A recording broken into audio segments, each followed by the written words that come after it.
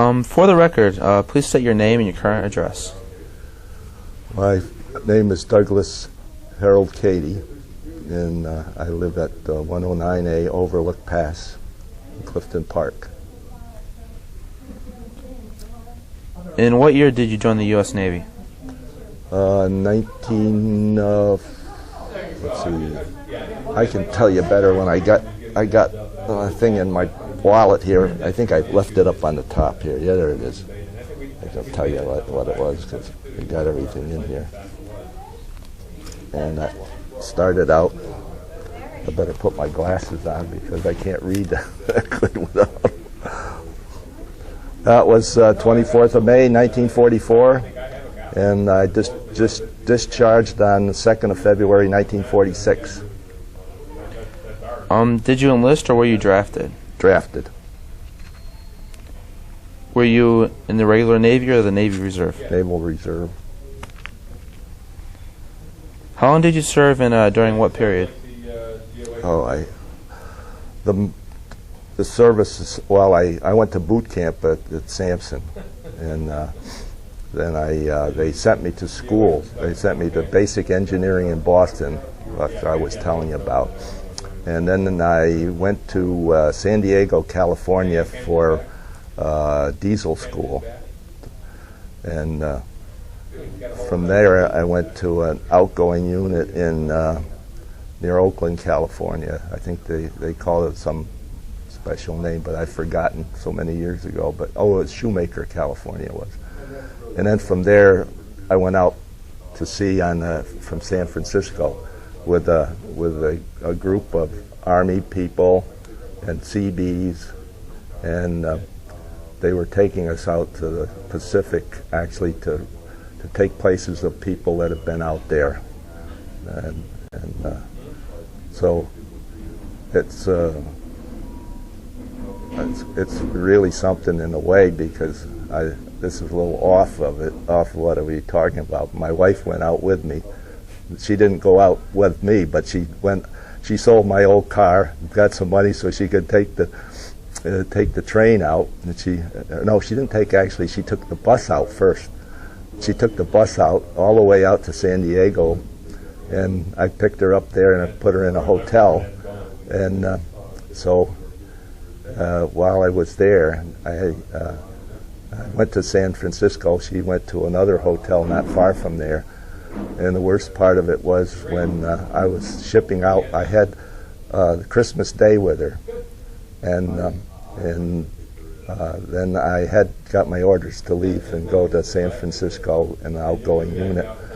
So as I got there the next morning, I was getting ready to ship out, and I got a telephone call from my wife who was in the hospital, and she said, I'm really sick. She said, what am I going to do?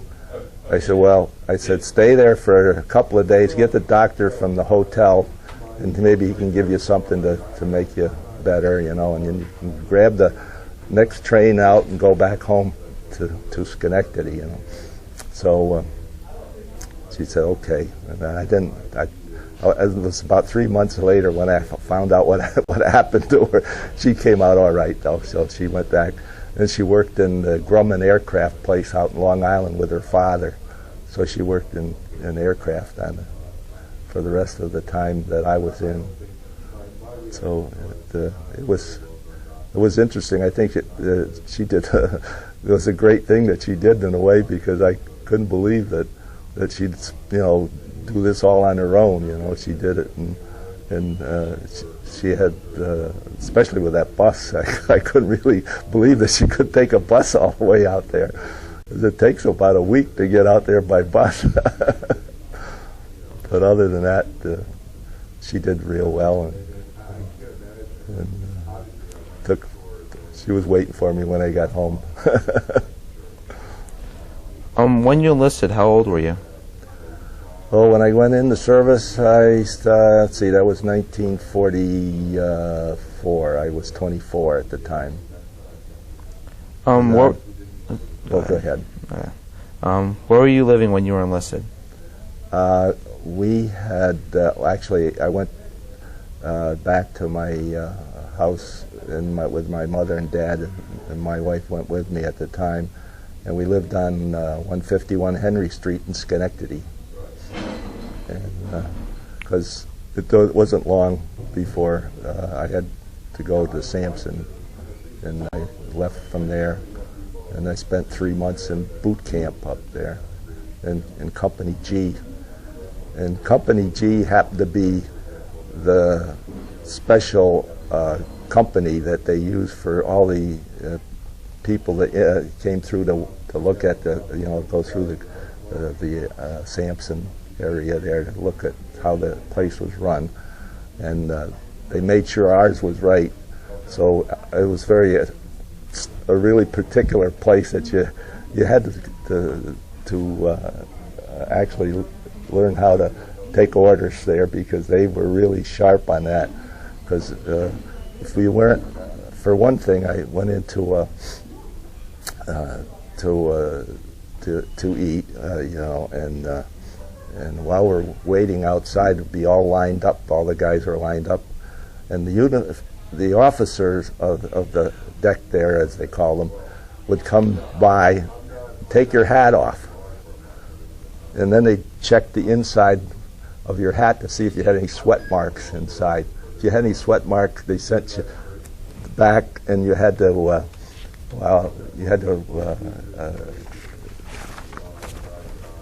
get up at 9 o'clock and run the grinder, which is about a mile around, and they'd run every hour from 9, then another one at 10, another one at 11 before they let you go back. And so they were always, and then they would come into your compartment there and check out your lockers and everything to see just how well you kept up everything, if you had any dirt around, or if you didn't have things laid out properly. Then you got another one, and you had to go out and run again. And this is the way it was at that particular one, because I talked to other fellows that were in other units besides the G unit, and they didn't have to do. They were fairly easy with them, but ours was different. What was the destroyer escort which you served on? Names and numbers. It was the Carlson, USS Carlson, DE-9. How long did you serve on the ship? Oh, from I think I got on that ship. It's hard to remember now, but it was. I think it was like.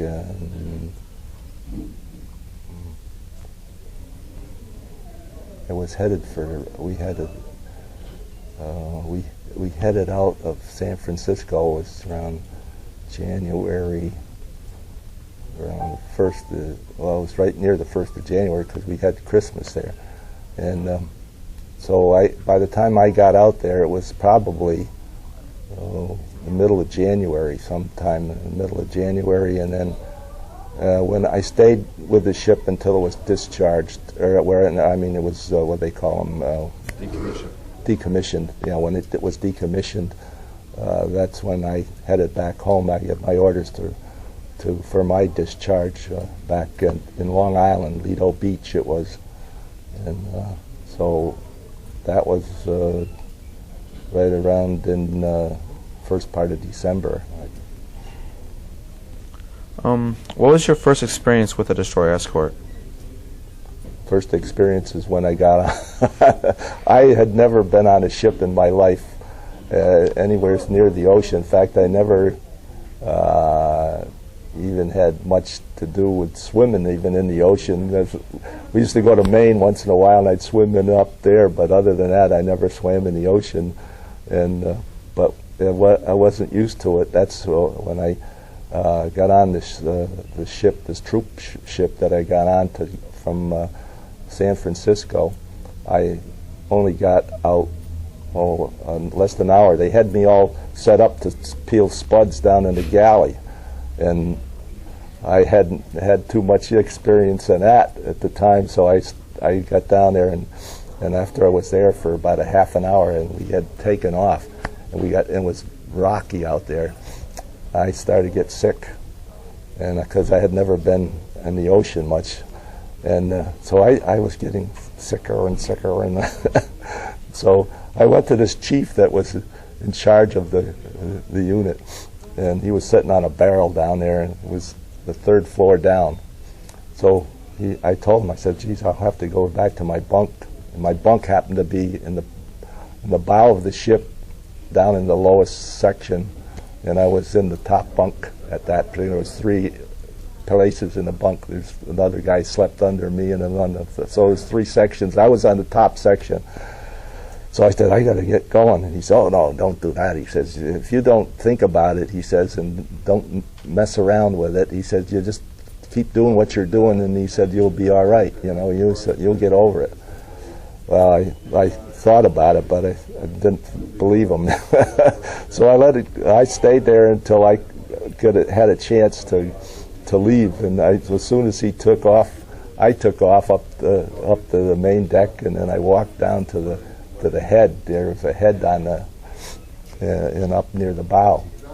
And so while I went in the first head, and all I had to do was look in. And I said, gee, I can't go. There was sailors and soldiers all heaving into the tanks there. You know how they run in the Navy, and so they run through the tank and it goes on down. But one was over the other shoulder all the way around, so I had no way of getting into it. So I said, oh God, I said, I'll have to, maybe there's another one down further. So I went to the 2nd deck, and there was another head down there. And when I got into that head, they were the same thing. There were 3 deep all the way around. So I finally got down to my bunk, and I stayed up there. And I stayed there for 3 days till some of my buddies got me up. Said, if you don't get out of here, you'll never get up. He said, so I went up. And they said, go up to the main deck. We got up there and stayed there for quite a while. And by staying there, you don't get the rock and roll of the ship so much. And I got out of it. I never had any problem after that. But so that was my first section with the DE. I'll tell you another thing that happened though. When we were coming home, the war was over, and we were in Okinawa at the time, and so we took back 6 Marines with us, and I think 10 Seabees, and but we didn't have too much room, so they had to sleep in corners wherever they could find a place to sleep. So one of the fellows that I met there was of the Marines there. He was a big guy. In fact, he was a tackle for the Buffalo Bills. And so I happened to tell him, I said, well, you're on a small ship. I said, you might, it's easy to get sick on these things, because they roll a lot, and you might have a problem. He said, oh, I won't have any problem. He says, I was on a battleship. I said, well, these aren't the battleships. I said, these are a lot different than a battleship. Oh, he says, I won't have any problem. So actually, I saw him again about 3 days later. He finally up. He said, oh boy, were you right. We're going to take a slight break here. Sure, go ahead. Okay, we're back on camera. Okay. What theaters of duty did your ship sail? Years of duty? Theaters of duty? Theaters? Well, they were, if you read that history of the ship, you'll get all of it right there on that, because it was down to the southern Pacific, and all the way up up around Japan. Of course, when it started out in Boston, and they had to take the trial runs through there, and went down through the canal and like that in the east, and before they headed out west and they went to Pearl Harbor. They were stationed in Pearl Harbor for a while because they took some tests there that they had to they did this submarine checks and like that they had to go through it there, and also aircraft checks too, because they used to set up an aircraft there, and they'd have streamers that come out the back, and they would fire at those to see if they could hit these streamers, and and give them an idea what it's going to be like to fire on a plane, you know, that's in the air, that's flying, and like that, get the guys familiar with that. Plus, they familiar with submarines that are in, that they would have to you know, their gear that they had down there would pick up a sub because you have sound gear. The sound goes out and hits a metal. It'll bounce back, and they can tell how far away it is from that. And so that's part of what they had to do there at Pearl Harbor. And at Pearl Harbor, when we first went in there, the ships that Japanese had sunk, you could see the hulls of them sticking out of the water and everything back then. They hadn't fixed them, you know, hadn't carted them away. Or the main one, I guess, that they had there is still there. In fact, I was on that after they made a museum piece out of it, and they got all the names of the fellows that were on that ship, and it was quite interesting to go through it. But that's mainly what they did there in Pearl Harbor. And then from there, we only stayed there for a day, and then we took off. And where we ended up was in Ulithi. And I think that's... Actually, I think that was one of the main ports that the U.S. Navy set up there, because the ones that went to Iwo Jima were all of them were stationed there until they made their run to Iwo, and when we got there, I had to get to my ship. I had all the DEs all lined up in a row. They had all the destroyers lined up in a row, and they had all of the ships like one would be all lined up. So I got on a tug. They threw my gear on a tug, and there was two other guys with me, and but I was the only one of our whole group that came over on the ship there that was set up for a DE. So they told me to look for the DE-9. So the tug, the guy that was running the tug, he had a flashlight, and we'd go to each one of them and flash up at the bow to see what number it was. How many ships were there? Oh, there must have been 10 or 15 of them in there at the time. And so we found mine, and so I had to heave my bag and stuff all up onto the deck there, and then they had a rope ladder, so I had to climb the rope ladder to get onto it. And then they showed me where my bunk was, so I went down there, and there was fellas writing letters home, but most of them were up watching a movie on the fantail. And so I was interested because I didn't know a soul on the ship. I didn't know anybody, so I got to meet them, and they showed me what part of the ship I was going to be stationed on and what I had to do.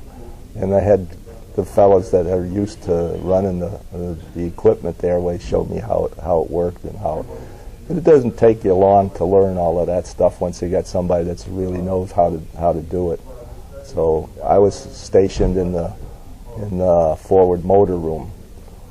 And the forward motor room consisted of the evaporators. The main evaporator is in there, plus they had all the pumps and stuff that you needed to know how to run.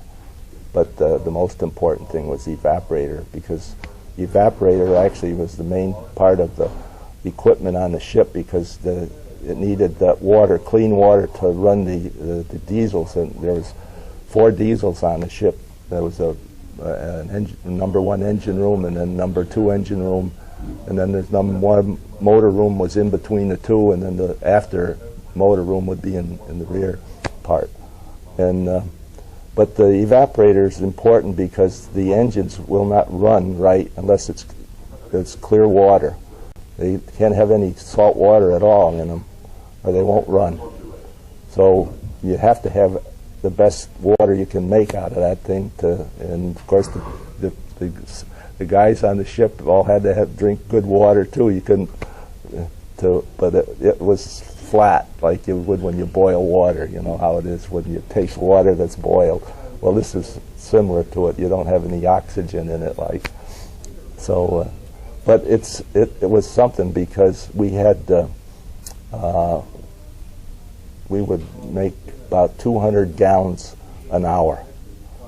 But after a certain length of time, it would start to go down. You'd go down to like 100. And once it got below 100, we couldn't let it go much below that. So we had to stop everything and clean in the inside of it all out, and then get it back and online again. So I'd say almost about every week we had to do that. And that was part of our job, to clean that all up and get it running again. And it was really something, because we'd have to send it back. Our pumps would send it back to the water tanks in the back or the rear of the ship, and like that. And so we made sure we had enough water all the time, because if you got to have it, and the ship don't run without the water. And it had to be clear and good water. Of course, I didn't care for the drinking of the water, but at least I got used to drinking it after a while, so it didn't bother me. And of course, another job that we had, being on that forward motor room, I had to take the depth of the during my watch, I should say, I had to take the fuel tanks, and there's fuel tanks like, I think there was like 4 of them that we kept our fuel in, diesel fuel.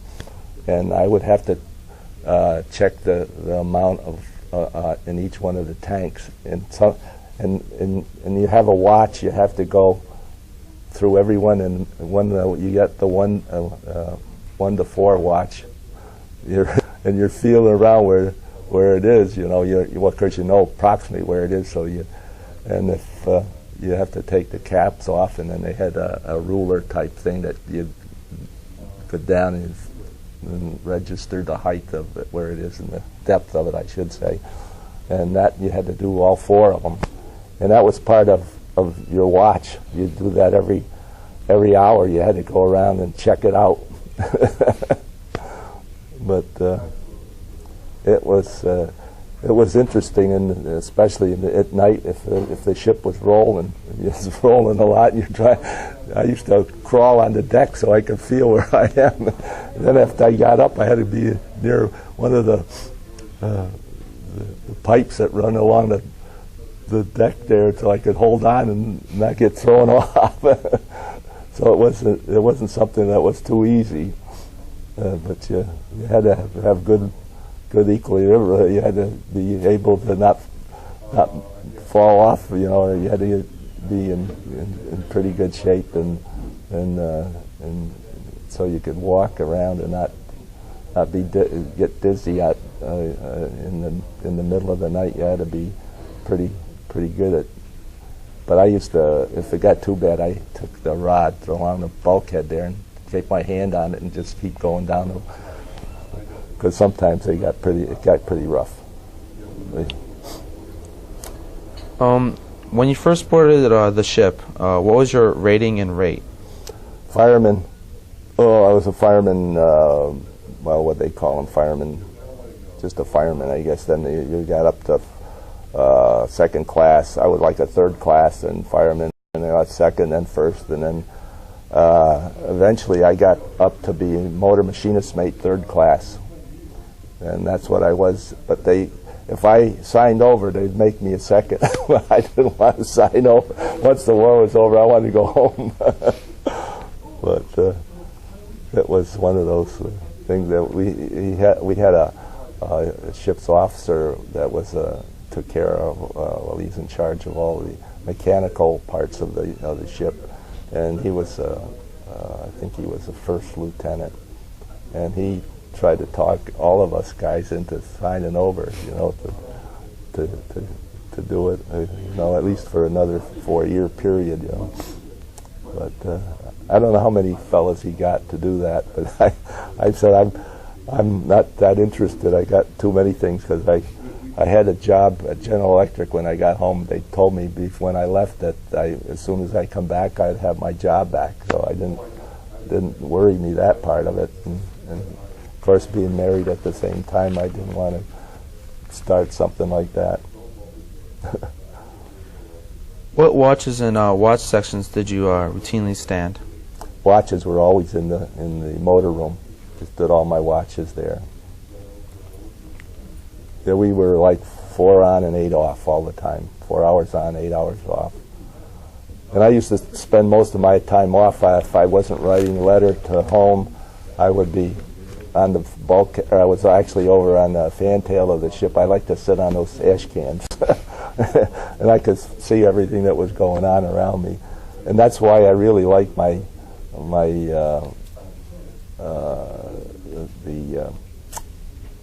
guy where I stood my GQ station was on board up midship, so I was able to see everything that went on up there. And so I used to have to talk to the fellas that were in the motor room and in the engine rooms to let them know what's going on topside, so they knew what the heck was going on with us up there and what we were running into and like that. Because otherwise they were going crazy down there not knowing what's going on. They hear all the noise up there, but they don't know what's going on. So I used to have to tell them, and I used to talk to the bridge too, because he used to give me the information they would get on what's going on really, and I would report to them down in the engine rooms and motor rooms that were below deck.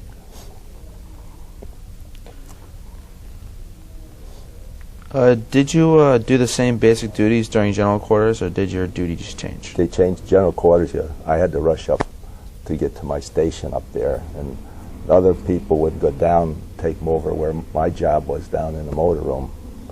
But most of that, the motor room, you didn't have to do much except to watch the water, that it was clean water that they were pumping into the tanks. That's the most important thing. Then you could sit there and watch. They had dials on it, so you knew when the dial went off in a certain direction, you knew that you might be pumping salt water there. So you had to used to pump the other. If it was too much, you'd pump it into the ship's. What did we used to call them?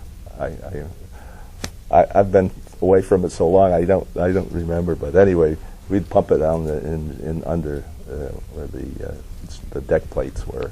The bilge. Bilge. I can't. There was we dump it into the bilge and then we pump it out from there. But we didn't make sure you didn't send any salt water up into that tank, because we didn't want anything to happen to those engines. And of course we got the devil if you ever did, because the guys that drink that water, they know.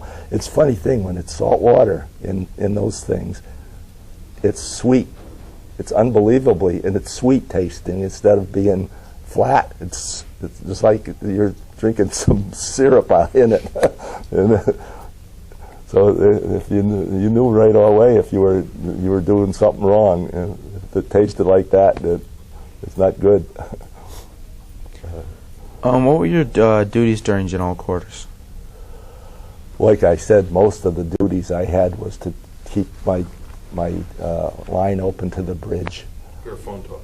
Phone talker, yeah. I was a talker, and then he would tell me from the bridge if we got hit someplace to send the fellas that were, 6 of the fellas that were with me up there, to where to go to take care of it, like that. How frequently would you be called to GQ? Well, when in Okinawa, we were called, maybe 2 or 3 times a day. A lot of it, we would be up all night. I've stayed up quite often all night long. We'd get a GQ because the bombers were coming over from Japan, and then they would be coming over for quite a few hours, at least an hour or two. And so we would be up in our GQ station, and then you had to watch out for because they had these kamikazes coming over at the time where we've seen them hit other ships that were out there, and of course even the bombers would drop their shells on the ships that were in around the island there. I've seen them out. I was lucky we never got any that was real close. I could see them out maybe 50 or 60 yards away from us, where you could see where they dropped them. And like I say, it's one of those things that you just have to stay up because they kept coming over. But I would say after approximately about 1 month that we were there, there was practically none of them came over after that, because they got their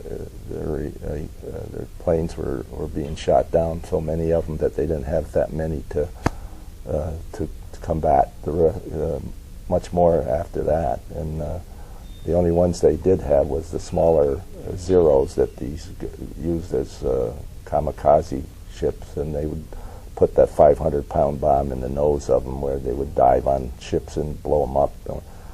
Because they did a few of them that was close to us, where like one destroyer that I saw there had the whole main deck blown off, although it was still floating and it was still running.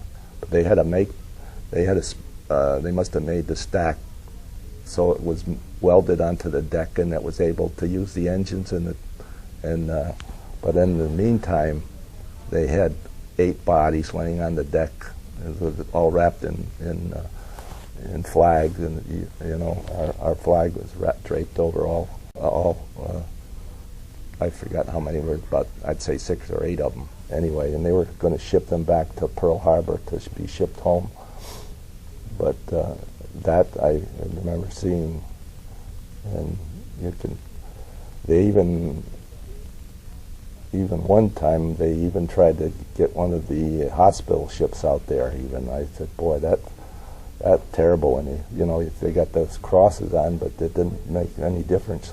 Some of them out there, they dive on those too. But I don't know. They did hit one, I think, but I don't ever remember any more than the one. And they didn't hit it too good because they were able to still float, and they put it into one of the landing ship docks and got it all fixed back up again. But you couldn't depend on too much in that area at that time, because I think they knew that they were getting near the end, and that's the only thing I think we really had to worry about as it proceeded, was that it got to be mostly kamikaze attacks than anything else. Because we had the one that, like I say, we had a group of ships that surrounded the island every like 20 miles out, and 15 and 10. Well, the one happened to be like I said, I was sitting on the ash can out on a fantail, and just one morning I see this nose on it. Was early in the morning, and this red nose I saw in the distance coming just off the water, and he was coming up, and the ship that was on our group there, one of our ships, it was just passing us. What they do is they pass, and after they get by a while, then turn around and then come back again to cover a certain area. And so this one was just passing up. I think it was the 156, I'm not positive, but I know it had a 56 in the number of it because I watched it go by. And that's it. We were coming this way, and they were going this way, and we were coming this way, and this plane was coming right off the water. So I thought, geez, that's a Japanese, and I just hardly got it out of thinking about it, and GQ station had been sounded, so I ran to my GQ station, which wasn't far from where I was sitting, put everything on. So I watched it, and we were firing. Our guys were firing, and the other ship's gunners were firing. We were both firing, and I'm standing there waiting for the thing to blow up, But the G kept coming and coming and coming. I kept thinking to myself, they're going to kill everybody on that ship, and because it was going right at it, And it got to within, I would say it's within, maybe 100 yards when it blew up.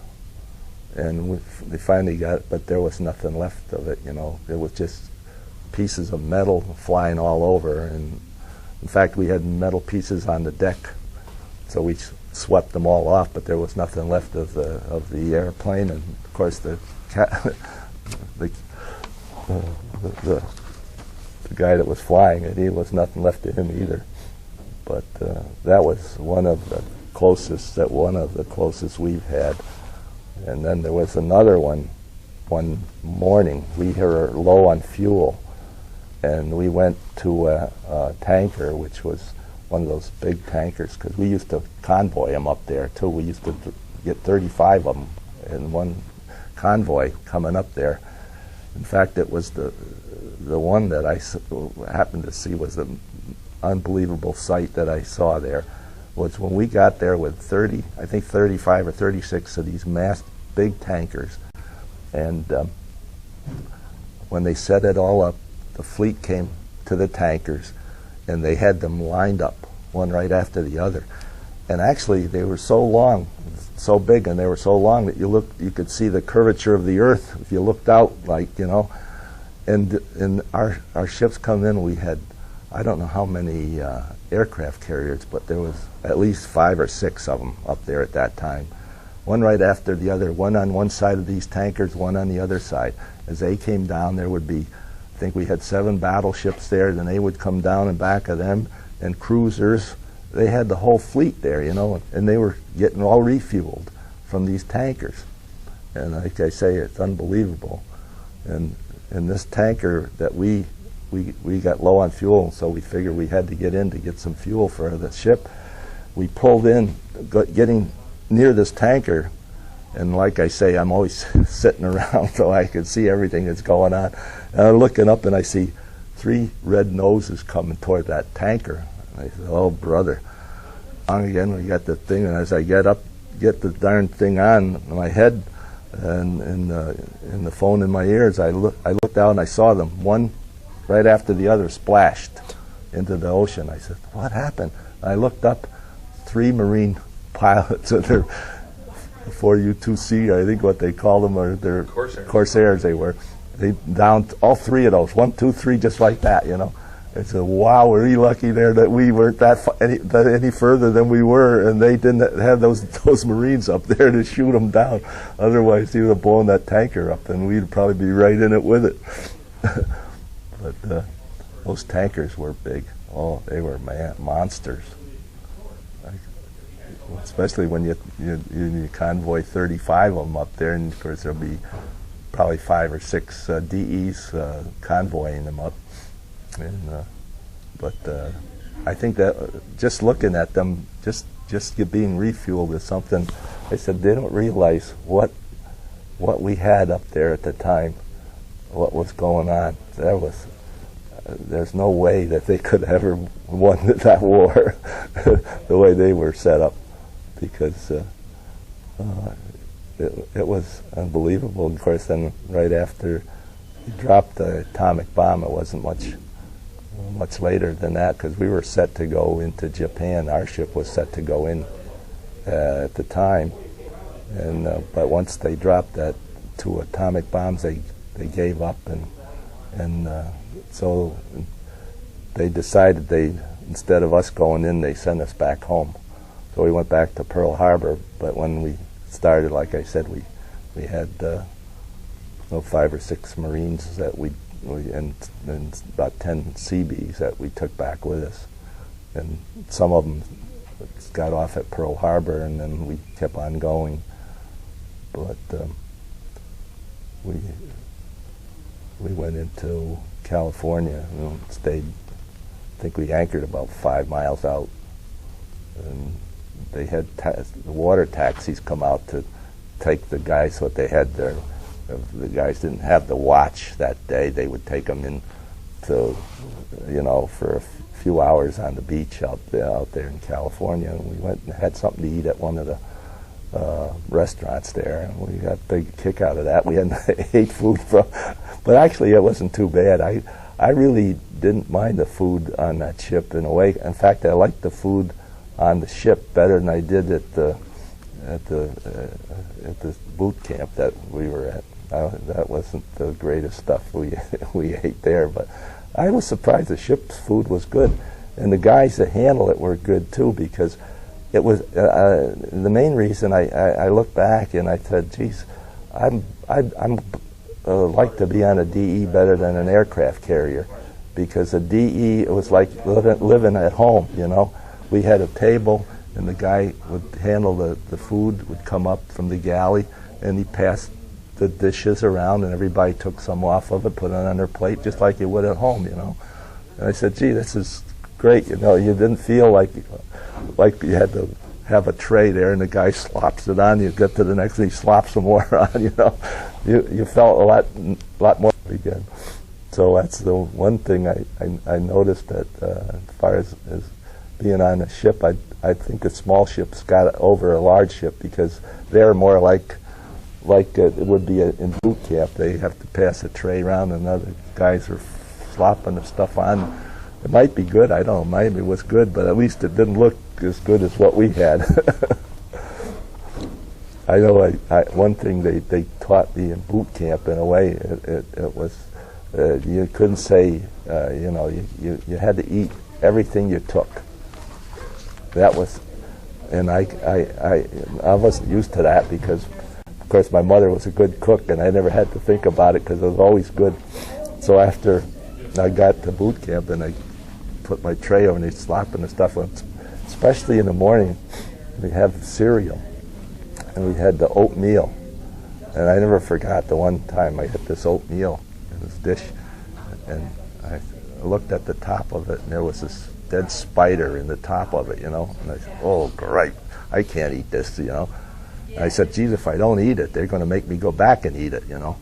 Of course, I didn't tell them that was a spider in it or anything, but anyway, I went back up, and instead of having oatmeal, I had Kellogg's cornflakes in the box, you know, so I had that, and I brought that back, and I piled all of the oatmeal in the box. I ate the cornflake, and I covered it all like it was it was all done, you know. So when I just dumped it in the can, and they didn't say it. There's somebody watching everything. If you had left anything there, you had to go back and eat it, you know. That was the main thing I didn't like about boot camp, was the fact that you had to eat the food. If you didn't eat it, you had to go back and eat it. If you didn't even like it, you know, you can't get away with it, because you took it, you're going to eat it. I don't know if the other group of guys that were in different parts of that in boot camp had that happen, but our G unit, these guys were tough. They didn't get away with anything. While on your destroyer escort, who was your CO? He was a lieutenant. I think if you look at that sheet or the ship's record there that I gave you there, you'll find out all the names of the people that were in charge. I know one was Loweth, his name was, and then there was another one, but they had 3 changes, I think, from the beginning to the end. There was 3 guys, and they were all lieutenants, though. There wasn't anybody higher than a lieutenant. It's probably Stapleton. Stapleton was one of them. Yep. Loweth or somebody by that name was another one, and I think there was one other one after that. The first one was Purdy. Purdy, yeah. And Loweth, right, was the last one. Yeah. They were all young guys. They were the only thing that I had a problem with. When we got to the States, we had people coming out to go through the ships, you know, and while I was there, they told me that I had to help take on water. Because they were sitting there, so we didn't run anything on. The ship wasn't running, so we had to get water from the mainland. So they send out a little tug like with some water that we could get off of that. And so I had to handle the lines with them and the hoses and stuff like that. Well, he had a third. I think it was he wasn't a lieutenant, but he was like a third class at the time. He was but he was Lieutenant J.G., I think he was. Well, I come out with my dungarees on because I was going to handle the line. And of course, everybody else had to have their dress blues on because they wanted to get people to go through the ship. They wanted to escort them through, and they wanted them not to look like a bunch of... So anyway, I was the only one, or those two... No, I was the only one, I guess, at the time that I had my dungarees on, and this guy came up and said, "Go back down there and put your dress blues on." And I said, "Well, I'm handling the lines. I'll get the dress blues all dirty, you know." And I said, "Don't seem right that I should have to do that when I'm handling lines." He says, "Well, it's the order of the day, so you got to do it, you know." And I said, "Well, I don't think I should," but he said, "You better, or I'll turn you in." So I went on back to my bunk where I was stationed, and one of the fellows is what they called him at that time. He was in charge of your compartment that you were in. He was a guy from Pennsylvania, I know, a big guy.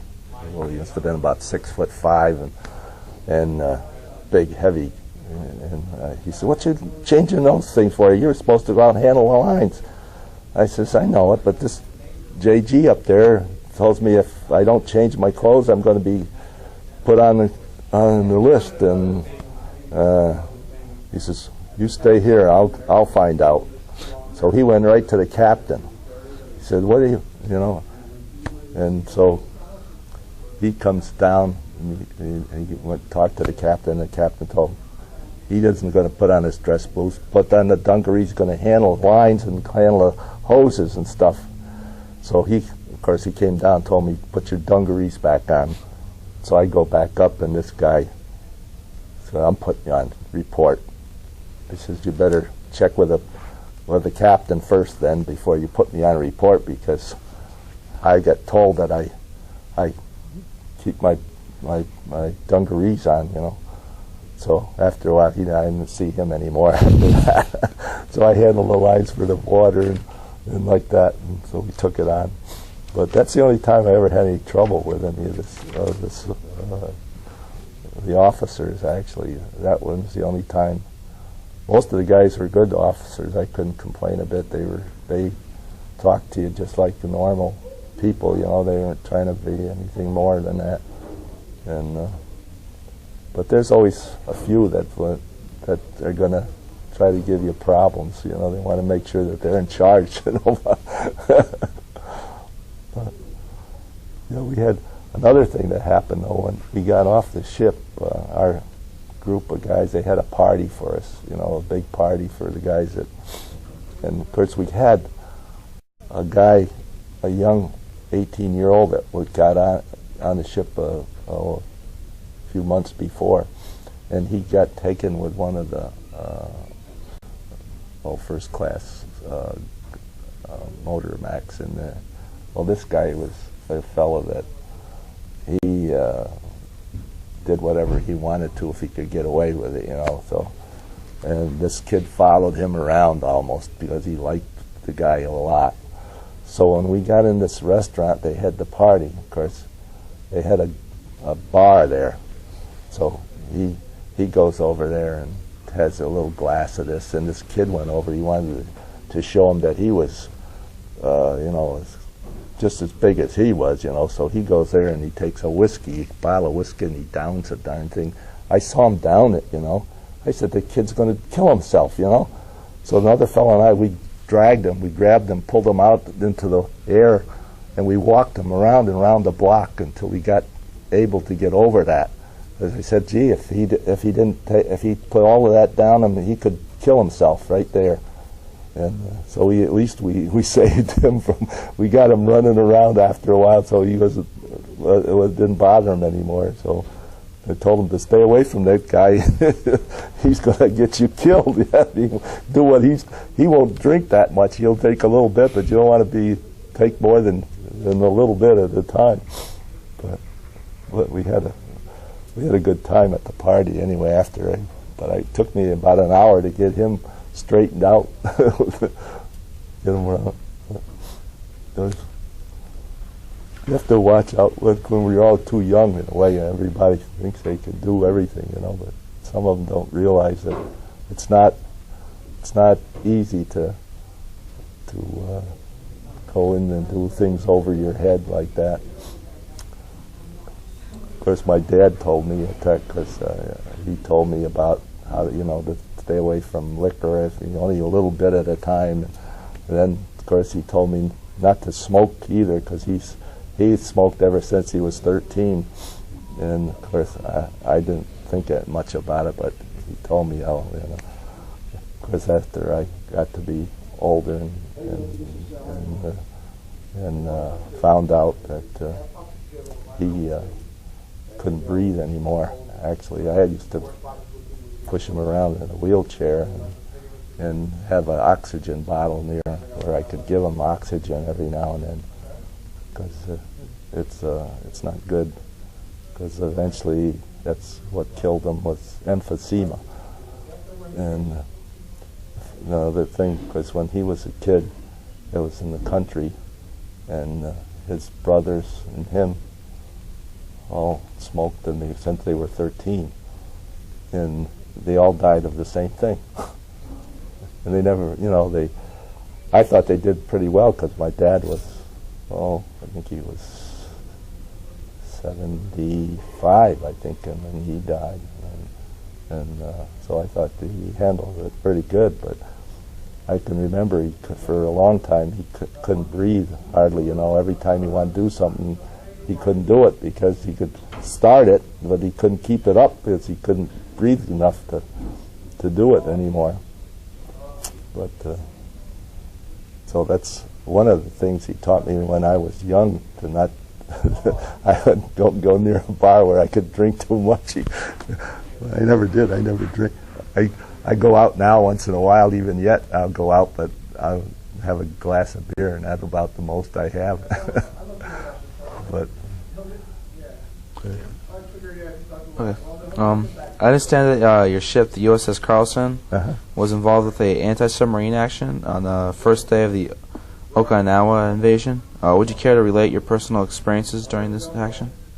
Well, what actually happened, I'll tell you. We got to Okinawa that night, and we were stationed in this area. And when we stationed there, like I said before, we got the sound contact from a sub. And as it was coming closer, so they set us up to drop our 10 charge pattern, what we dropped, and we dropped it, but like I say, it was so dark we couldn't tell whether we did any damage to it or whether we actually sunk it, But while that was going on, a lot of the guys were familiar with action that they had been in the South Pacific around Okinawa, not Okinawa, but the first ones that Guadalcanal, they were down there. They were around in that area, so they had a lot of runs with subs down there too. And not me, I never had anything like that, being a regular kid that was just going in. And in fact, there was a couple of fellas that came on about the same time or a little after I did, and one of the fellas, we were frightened in a way. There's no sense about it. We were sort of terrified, because right after we got that sub contact, we also got a bogey closing within 5 miles, so we didn't know what was going on.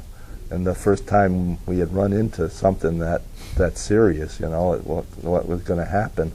So we were, I didn't know what to do. The only thing I thought about was, gee, at least I'm close to the to the water. I can jump over the side and get out of it. Have to find another ship I could get onto. But at the time, I said, geez, I don't want to do this either. I don't know what I'm going to do. But I said, well, maybe everything will come out all right. So it did. We didn't hear anything more from the plane coming in. They must have turned and went in a different direction. So he took, and it kept going away from us. As guy from the bridge said, it's 10 miles away now, and like that. So we don't think we have to worry. But we didn't know whatever happened to that sub because we didn't hear from that after we dropped our 10 charge pattern. Whether we did any damage to it, maybe we sunk it. I don't know. It could have been sunk right there. But that's mainly the only. We had some earlier ones, like when we were going to Eniwetok. We used to go back and forth from Ulithi to Eniwetok, and that's about 1,500 miles. And we would go there periodically and pick up convoys at Eniwetok and bring them up to Ulithi and like that. And a few times we convoyed when we ran into sub contacts and like that. And we would usually check out, and once in a while we'd drop a few charges to and see what, you know. And with these, with some of these ships are pretty good at their speed is actually a lot faster than we were. You take diesel on a ship they're not too fast, and ours would the most speed we ever got out of that was when they put 4 main engines on the line, and we could do about 22 knots. And a destroyer, the new destroyers that they were bringing out at the time, used to do 40 knots. And even the aircraft carriers will do better than 30. They usually do 32 to 33 knots. So we couldn't even keep up with them. If they wanted to open up, we couldn't keep up with them. We just mostly did all the back and forth, maneuvering back and forth on a convoy. So actually one thing you have to worry about that we did was the they're not what they like a mine looks like, but they float like a mine. They will be in the convoy's direction. In other words, a sub may set them up and so that they float, but they had. Not all of them look like a mine. You know, a mine is round and it's got the pointers on them all over, you know. But these, they were rectangular. And they'll float, and you'd think there was just a lot of junk that you're coming, but actually they're like a mine. They got a lot of explosives in those things. So we used to go by, and if we saw one like that, we'd fire on it till we sank it, you know. And like that, but there's different types of those things that they can float in line of ships that are in a certain area that they know that they're going to travel in, and they'll set them up so that they might run into them. Well, I didn't know they had all that stuff back then, but they had these darn things. They looked like a rectangular box or something almost, like it's. Everybody think, oh, that can't be nothing but some junk that's floating out there. It's not. I understand that your ship, the USS Carlson, was involved with the rescue of a Marine pilot. Would you care to comment on your personal experiences during the rescue? Well, we didn't actually rescue him. We knew that was happening was that this Marine pilot was flying into Saipan, I think it was at the time, and he didn't have enough fuel in his tank to make it all the way back. So he got in touch with the ships and the convoy and said that he was low on fuel and he was going to have to ditch the plane.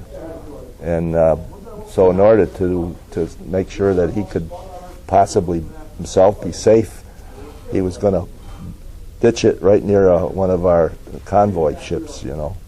So actually he went around 2 or 3 times and kept getting lower and lower, and then he actually ditched it on the ship just ahead of ours. And he ditched it. Like I was saying, you would think, you know, that the plane would float, but those things are so heavy.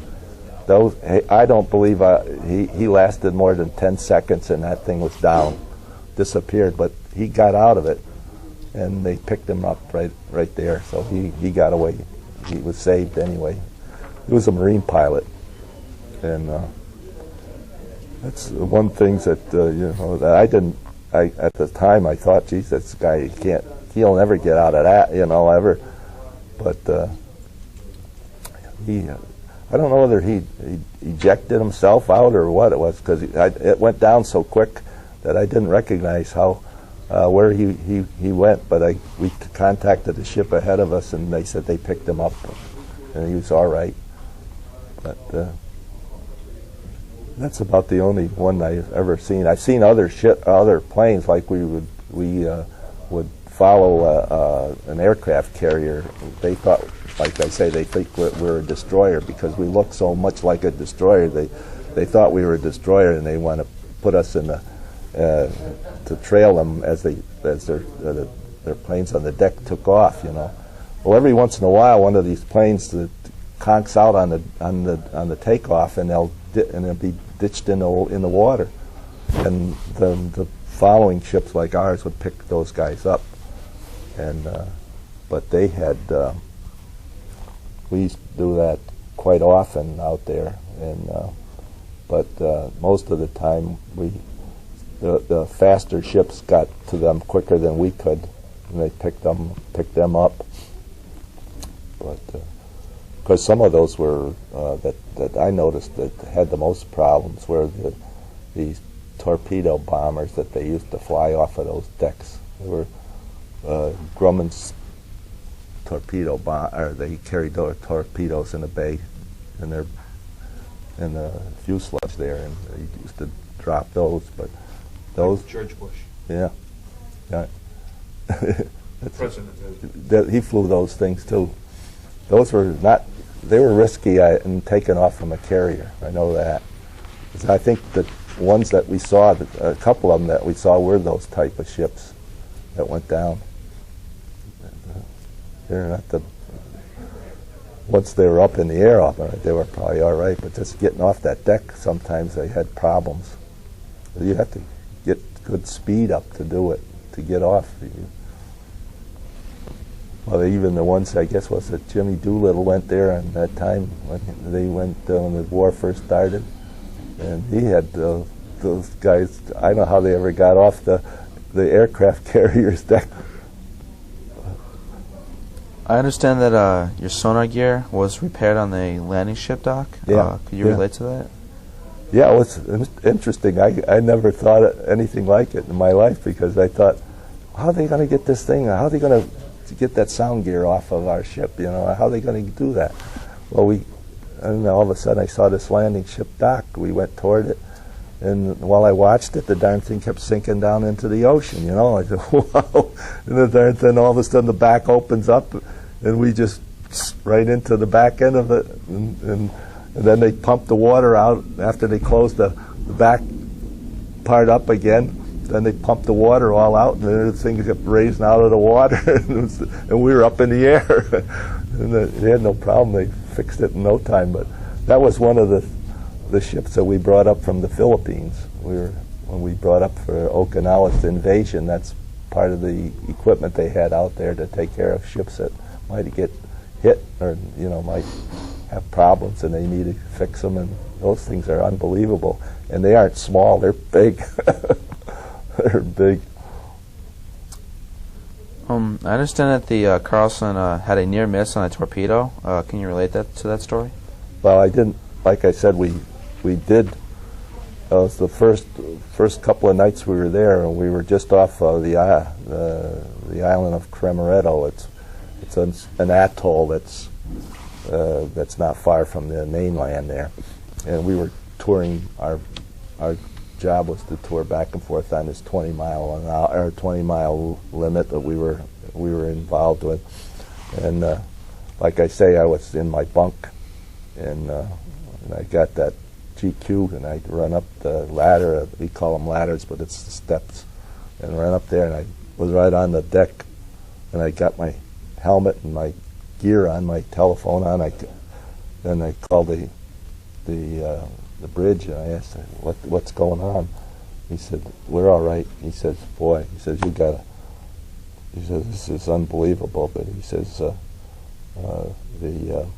we just missed it. He says that torpedo plane dropped the torpedo in it, and it missed their bow and went under. They had it set too deep, because most of those torpedoes are set to take out the bottom of a ship, because then it can sink them quicker. Because I've seen other ships that got hit with torpedoes that were like at the level of the ocean. You know, it just goes in and blows a big hole into the side of the ship. All they do there is they tip the ship over on its side, so the hole comes out, so it doesn't seep, any water can seep into it, and they'll go into in the harbor where they can get it fixed, you know, like that. So I mean, it's they try to get it as low as they can, so when they blow a hole in the bottom, it'll go down, and that's why the guy at the bridge said he said those they try to blow the bottoms out so you don't have a chance to go into shore with those things or get to fix them up like that. And they blow them out and they sink within not too long. It doesn't take long and they're gone. So he says, well, we were lucky they set it too deep for us, because they probably thought we were a destroyer instead of a DE. And destroyers, they draw about 16 foot of water, where we drew a little less than 12. In fact, they're more like 11, and so they'd set it for the depth of probably 16 feet, so they could blow the bottom out of it. So that's the main reason. And I didn't, at the time, I didn't think too much about it because I wasn't there when it happened. But he said, you look at the wake and there it goes out through there, you know. He said, that's a torpedo. So, well, that's somebody up there likes us. That's all I know about, because they could have, we could have had it easy right there. We no two things about it. We were in the line, but it's like in a way, I got a big kick out of Ulithi when we first went into there. Ulithi is not what I would say was an island. It's a series of these little tiny islands and they're set up like a horseshoe. They come right around like this, and they got an opening in the front, and that's the way they picked those islands for the Navy to set up for, because they had a screen right through the front of it, so that the subs couldn't come in there, because they had it. Then they would open it up for the ships that they had to come in, that were coming in. They'd open that up, and the ships would come in and anchor inside of that. Because between the atolls, that, like I say, there was about 8 or 10 of them, one like this, with the openings in between. But the depth wasn't over 10 feet. But when that one big opening they had to come in, that was real. I don't know how deep it was, but it took battleships and aircraft carriers coming in, so they had to be pretty deep. But it was funny because the way the thing was set up, and like I say, they built all the ships that were on, like Iwo Jima and others, where they went to attack the Japanese. They had ships all set up there that would take off.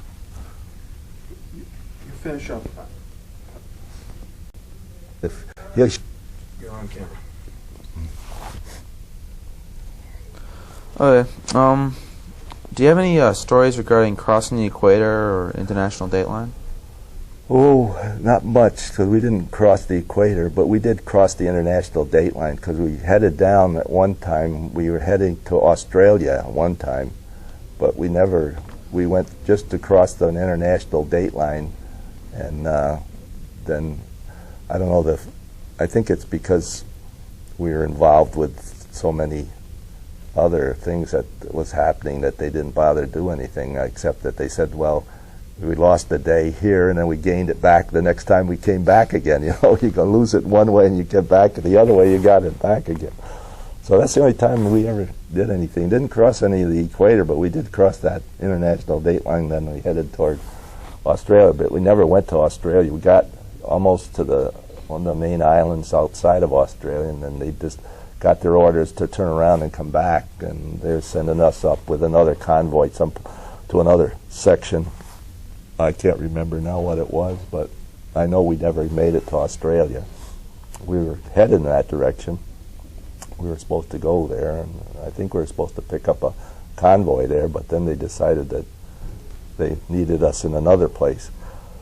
Like I say, when all the time that I was on that destroyer,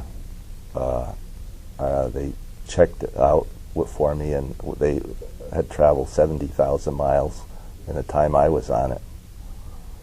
And that's a lot of miles in the ocean, because we went, I don't know how many islands that we went to. They don't show it so many that, you know, in a way, because I went on Saipan, that we went to pick up a convoy there at Saipan.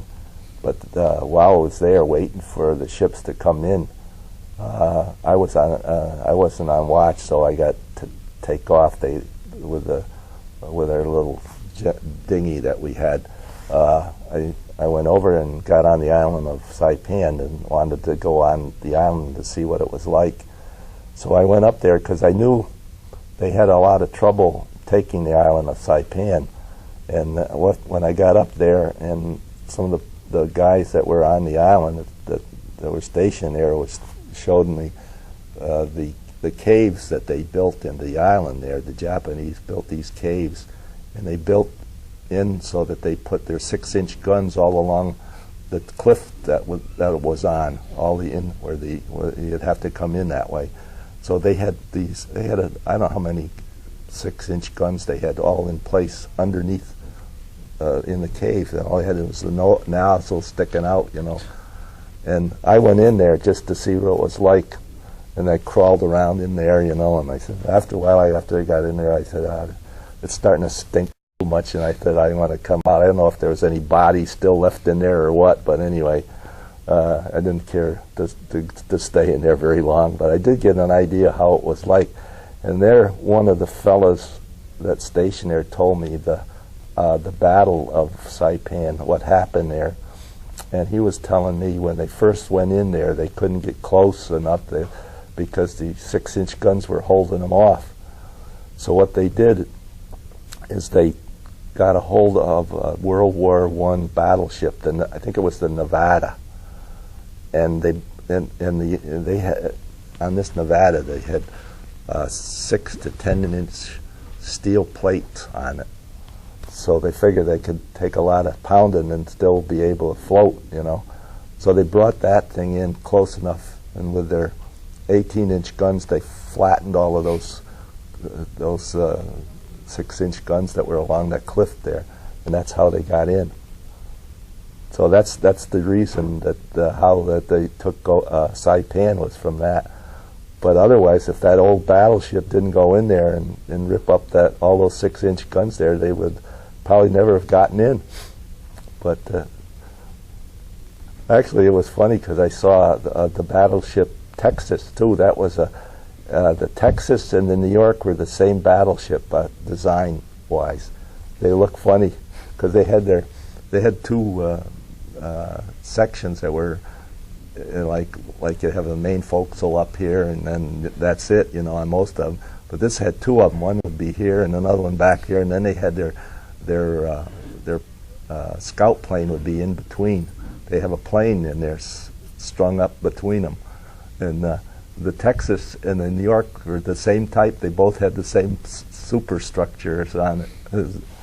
So I was surprised because as we were going over on the ship I went on to go over to Pearl Harbor on our way out, we had the Texas with us. I used to look at that thing. I said, "Boy, that looks funny, that ship." But then they told me the New York is another ship, the sister ship with it, and it was just like it. I don't know whatever happened to them. I imagine they probably got destroyed after a while, but ours was destroyed out there in California, I guess, is where they probably.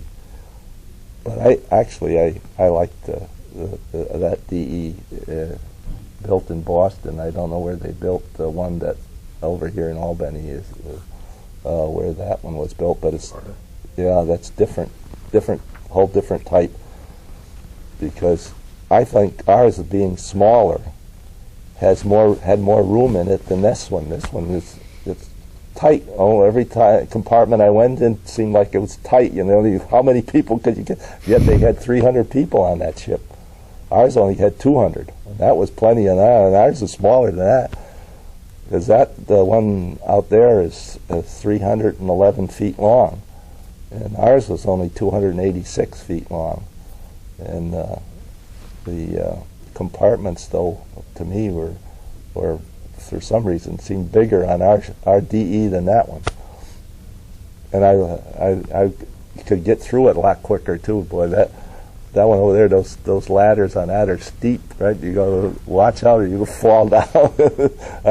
But ours was a little different, and I had no trouble. I could run up those darn things, but I wouldn't like to try running up this one. But maybe it's the difference in age now that I'm not that agile anymore like I was back then. But I like the way everybody, the shipmates that were on that ship were great guys. In fact, this one fella I used to write to, he lived in Red Lion, Pennsylvania. He was one of the main guys on that ship, and I could understand why. He was an automobile mechanic in his life. He ran his own garage. And when he got on that ship, there wasn't anything he couldn't do. For some reason, they had him working on all of the cylinders on diesels, because they have a regular setup. You take out one cylinder about every 3 months and clean it all and do everything and set it all back in. And he was one of the main ones on that job. He also took care of the refrigeration system on the ship, and he took care of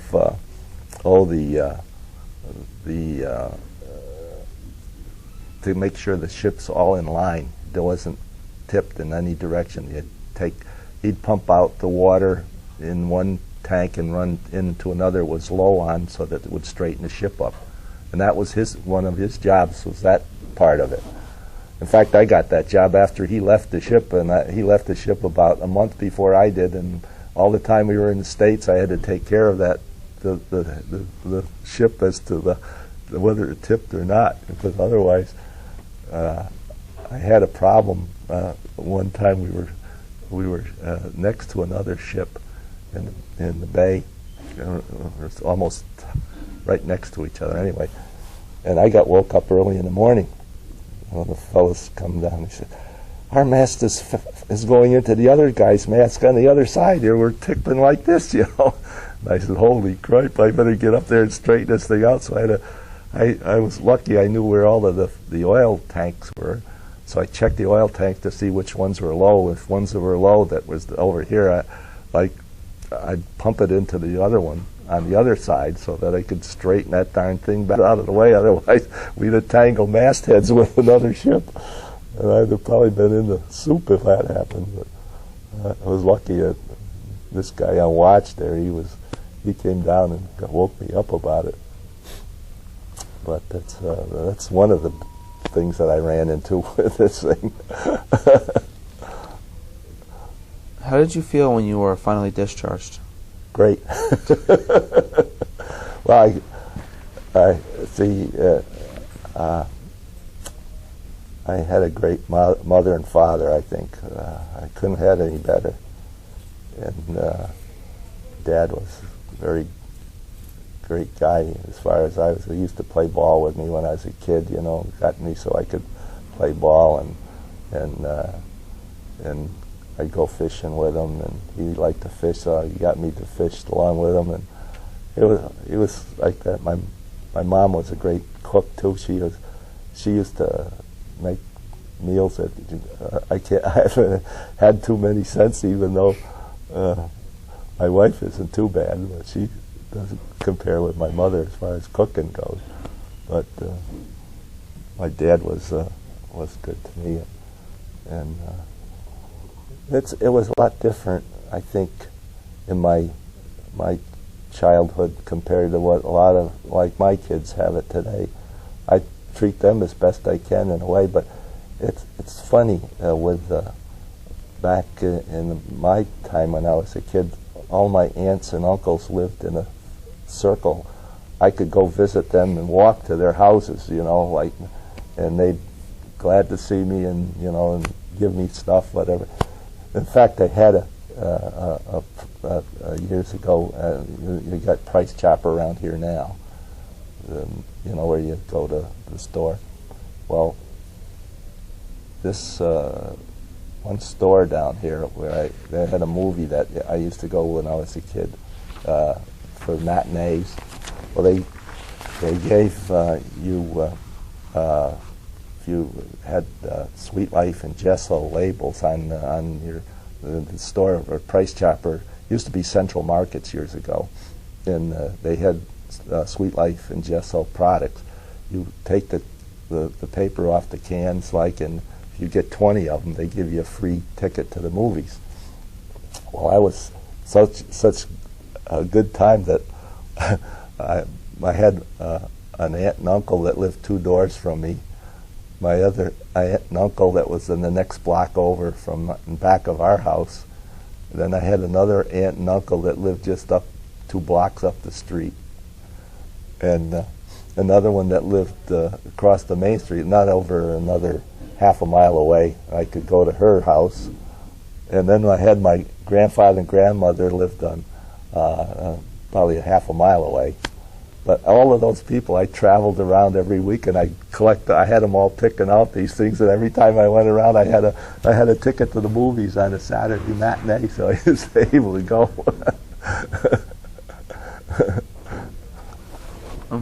How do you look back upon your destroyer escort experiences? Well, it's something you'll never forget, I guess, because you've run into things that you've never had to contend with in your life before. And I think it's something that I never anticipated, I know, because I used to read, when I was a kid, I used to read those World War I movies about the different planes that they had at World War I, but I used to think that was probably a lot of fun, you know, but when you see what actually happens, it's not that much fun. It's something that you have to, well, we had a fellow that was a little older than I was, but he had 2 kids, and I saw him when we got into some action there at Okinawa. He actually cried. He said he don't know if he can take it. So I could understand, you know, because he has a wife and 2 kids, and he wanted to get back to him again. He didn't know whether he was going to make it, you know. And so I used to think about that too, in a way, because if you had a good childhood, and also you got young kids that you're bringing up, and that, you know, you're going to miss them if you're not going to see them anymore, you know. And so you think about things that could happen to you out there, and there's nobody that knows you that well enough, you know, that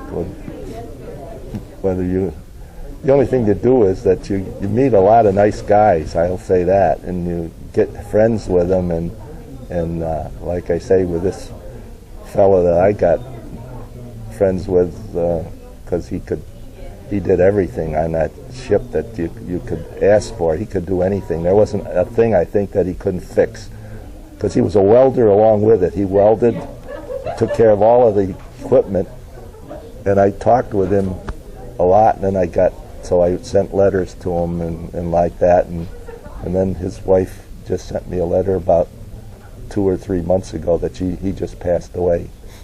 So it's a guy that I felt a lot for him, because he taught me a lot just from knowing him, you know. Well, thank you for sharing these experiences with future generations. Is there any other comments you'd like to add? I don't think so, really. I think we've covered a lot of stuff. I think you guys have been great, and I think that I've enjoyed just talking to you people, because I don't really, this is about the only time I've ever talked about my experiences before, outside of maybe my mother and dad when I finally got home. I'll tell you one thing, that the best thing that ever happened to me is after I got off the ship, I was discharged, and I got on the train and I went all the way home. And I came in, I had to get off at Chicago and take another train. Well, we got to Chicago and they're having a big snowstorm here. And I said, geez, I wanted to get home. And so they said they couldn't, they're not sending any trains out of here. So I said, well, it looks like I'm going to have to stay overnight in Chicago. So I sat there for about 6 hours, and finally they said, we're going to send a train directly to New York, a speed, we're not making any stops, we're going to go right to New York. And so that's going to be leaving in another hour. So I said, well, geez, I might just as well go to New York. I can always maybe get a train to come back to Schenectady, you know. So I got on the train and we went out and up into Canada and came down by Niagara Falls and all the way down the East Coast. And I'm coming into Albany, you know. And I said, boy, the next stop was supposed to be Schenectady, but they weren't going to stop. They're going to keep right on going, you know. So then the conductor was coming around, and I was there, happened to be the only sailor in this old cart that I was sitting in. And he says, hey, sailor, where are you bound for? I said, it looks like I'm bound for New York City, right? He says, yeah, we're not going to stop. I said, he said, where are you from? I said, Schenectady. Oh, gee, he says, that's our next station. Stop. We're going to go by that next, he says. So, you know, and a few minutes later he came back. He said, you want to get off at Schenectady? I said, I sure do. And I thanked this guy. We stopped, and I was the only one to get off that train. Only one. I got off the train, and there was a taxi sitting right there after I got off, and I got into the taxi, and I asked the guy if he'd take me to Henry Street. That's where I lived at the time. My dad and my mother lived in Henry Street, and I lived there up while I was my dad had the house built there. I was like 5 years old, and I stayed there until I went into service. Yeah. So, and he left me off there, and my dad's house set way up. I don't know if you ever know where that street is, but anyway, he was on top of a hill, and it comes down like this, and the street's down in the lower section. It goes up to Albany Street and then up to State Street. So we were away on that. We were near Watt Street. We were just about 4 houses from Watt Street. So I took and climbed up the steps all the way up, and then to the house steps, and climbed up onto those steps. In this house, my dad had the windows were mammoth windows he had put in the living room, and another one in the bedroom on the other side. I got up there and I stood in that window for 10 minutes, never letting them know I was there, just to watch what they were doing. And I saw my mother walking from the kitchen into the dining room. I could see her through that big window. My dad was sitting in the chair with a newspaper, reading the newspaper. My wife was sitting across the way on the chair and talking to my sister, and my brother-in-law was there. He just got out of the Air Corps, and he had his uniform on. He just got arrived there, so he was sitting in the chair, and they were all gabbing once in a while. And I never felt so good in my life. I just couldn't believe it, you know, that I could sit there and watch everybody. And of course, after I rang the doorbell, then my mother and dad, they came out, and there's nothing like it. I had to catch my breath. We're out of film.